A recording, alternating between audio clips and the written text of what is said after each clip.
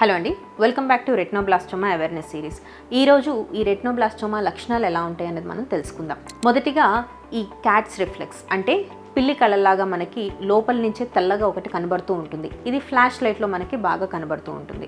రెండవది ముఖ్యంగా ఒకటే కంట్లో క్యాన్సర్ ఉన్నప్పుడు అది లేజీ అయ్యేలాగా మారి పక్కకు తిరిగిపోతూ ఉంటుంది, అంటే మెల్ల కన్నులాగా మనకి కనిపిస్తూ ఉంటుంది.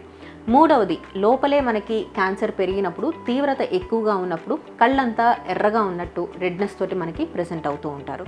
నాలుగవది లోపలే బాగా పెరిగిపోయి అక్కడి నుంచి ఇంకా బయటకు కూడా మనకి స్ప్రెడ్ అయిపోయినప్పుడు ఏంటంటే కంటి చుట్టూతా వాపుతో పాటు కన్ను బయటికి ఉబ్బెత్తుగా కూడా మనకి కనబడుతూ ఉంటుంది. సో ఎవరికైనా చిన్నపిల్లల్లో ఇలాగ వైట్ రిఫ్లెక్స్ కానీ, లేకపోతే మెల్ల కన్నులా కానీ, లేకపోతే విపరీతమైన రెడ్నెస్ కానీ, కన్ను పెద్దగా బయటకి వచ్చినట్టుగా కనిపించడం, సో ఇలాంటి లక్షణాలు ఎవరైనా గమనించుకున్నట్టయితే వెంటనే ఆక్యులోప్లాస్టీ సర్జన్ దగ్గరికి వెళ్ళి తగిన చికిత్స చేసుకోవడం చాలా చాలా ఇంపార్టెంట్.